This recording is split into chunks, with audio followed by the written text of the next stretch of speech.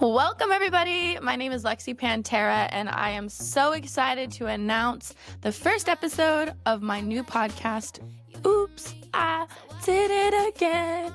I'm very excited to be here finally with this podcast set up in my house. Very blessed. I moved to Miami recently again, which is like my favorite place to live in America, FYI. If you haven't been here, you should definitely come visit me. I've been told to do a podcast for a while now, and from friends, from family, everyone's like, just create a podcast. And I'm like, the reason why I have not wanted to create a podcast is because I didn't want to get canceled on the very first day.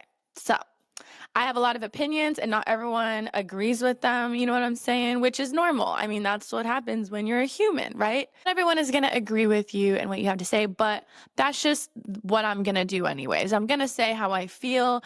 No one is safe in the oops corner. This podcast is really about just being candid and not afraid to tell your truth, although your truth might be delusional. My podcast is called Oops because sometimes the truth sounds like an accident. Oops. Okay, so let's dive into it, okay? I had a dream. And no, this wasn't a Martin Luther King dream, okay? I had a dream, a very big, fat, juicy lesbian dream with Summer Walker. I had the craziest lesbian dream with Summer Walker, and I am not a lesbian, although I have had my share of a couple little instances with a couple girls, but we can get into that in another episode. But yes, I had a very lesbian dream with her, and I saw it all, okay? She was very vulnerable and exposed. I was exposed. There was a whole switching thing going on. Vagina scares me personally. I am not into it, but I saw her for who she was. Now, can I say that she looks the same in person? I have no idea. We have DM'd each other in the past a little bit. I am a big Summer Walker fan, by the way, and I don't know why I had this dream, but I love her music. I like what, the albums she's put out. I like the fact that she was very shy in the beginning, but she's an artist, an entertainer, and I could totally relate because although I am not a shy person, I was so deathly afraid to perform when I was little, and all I wanted to do was perform. All I wanted to do was be on stage and sing. So the fact that she was like that, it kind of intrigued me. I'm like, oh, this is interesting because you wouldn't think that a performer is shy and nervous, right? So I really like her.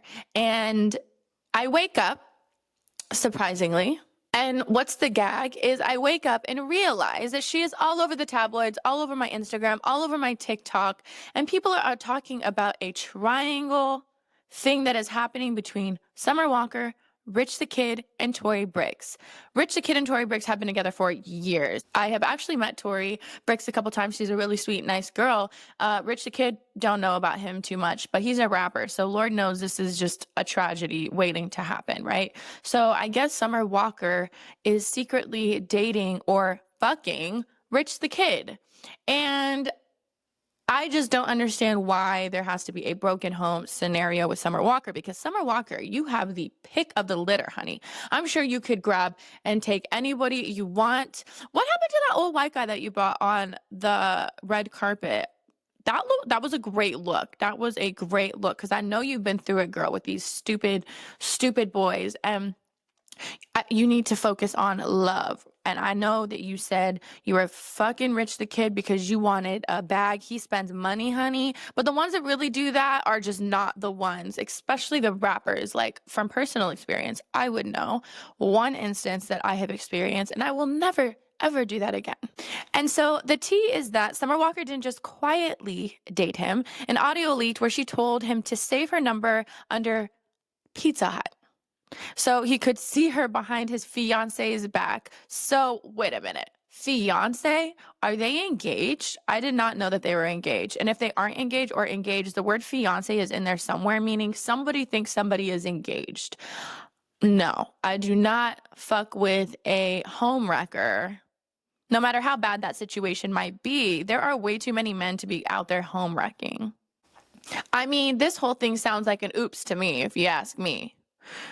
The oops is kind of good though. The oops is kind of good though because oops, Summer Walker dropped an album. Great PR. I don't know if they plan these things in advance. If you're smart, you would, but this is some serious drama that I wouldn't personally want to get like attached to, although I am attaching myself right now. I I think that that's really going far for some PR if that's the case. I don't know, guys, but I just think that she could do better. Rich the Kid of all people? Like, what? No. And if someone's saying like, I want to date somebody, although you know that they have a fiance, that is just negative, bad energy that should not be had in the world. The world doesn't need more of that. Summer, I suggest you find a fan to date. Yes, I said it here. Summer Walker, date a fan. They will love you, girl. They will give you the world. They will love you. Take it from me. I must admit, you may have seen it on TMZ last week. I am officially a fiance. And if you like it, then you should have put a ring on it. And he did. He did. I'm dating a fan, guys. I never thought that I would say that, but I am.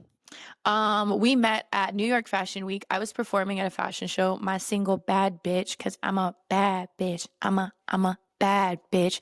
And he knows that. And he saw my name. It was lit up like this. It said Lexy Panterra in the background. I got off stage. He was there because his friend was performing in a fashion show. He was a model, right? So I'm about to leave the venue. He decides to come find me, grab the all access pass from his friend, come find your girl in a stairwell. And the thing is I was coming down the stairwell like a princess movie. He was going up the stairwell and he stops me and he's like, "Are you Lexy Panterra? Oh my God, I love you. I'm such a fan. I've watched your videos for so long, blah, blah, blah, blah, blah, blah, blah," right? The whole thing. And I was like, "Oh, that's cute. Thank you." And we gave each other a nice little hug. This hug was very intense, by the way. Like really good. It just felt different. Isn't that crazy? And my best gay friend was with me. He was like, "Girl, I saw that hug. That hug was something different." And I'm like, "I know, right?" Like, it was weird. And what was really cool about it is I had a photographer with me the whole time. So he actually took pictures of the first time we ever met and ever had our first hug. So I have that on camera, which is like so cute and special now that we're engaged. Okay. So I end up going outside. He follows me. He's like, "Let me hold your bags," because I was going to go take pictures in the middle of the street. And he's like, "I'll hold them for you." And he's just sitting there staring like this at me. And I'm over here getting like nervous and shy. I'm like, this man, like, okay. He was just giving me the most pressure, okay? The most perfect pressure. For the diamond that I am. It killed it. He got it. 2 weeks later, we were in Greece. Yes, he is Greek and he is Italian.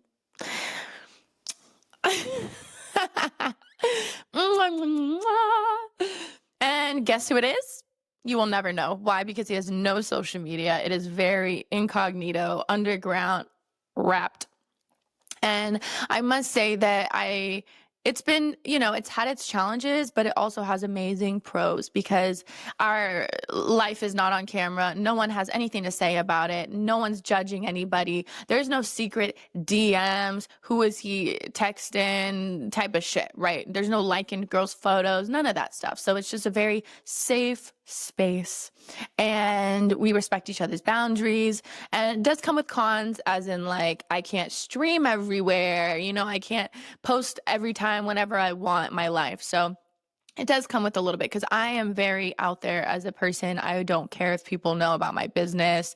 He is the opposite. So there is definitely that. But ultimately, we respect each other's boundaries and we are in love and we love it. And we are to get married February 14th. Yes, February 14th. I am taking everyone's Valentine's Day this year. Family and friends, come join in on the love. And I'm so excited to get married to this man. So that's what we should be doing, Summer Walker. We should be finding someone we absolutely love. I have gotten mixed up in the material things sometimes too, but my deep core is I need to love this person and be in love with this person. I don't care how much money you have. It is the chemistry that we have and it is the love for each other that we have that really matters in the end. So I hope Summer finds her true love one day, as well as all of you watching. So let's go over the oops moment of the week. this week there was an oops moment in my life, and it wasn't necessarily an oops moment for me, but an oops moment for him. This guy decides to DM me after, I don't know, a year or two of not talking because he was dating Meg the Stallion, and he slides in my DMs and he says the magical words WYD. I don't even think there was a question mark at the end of that.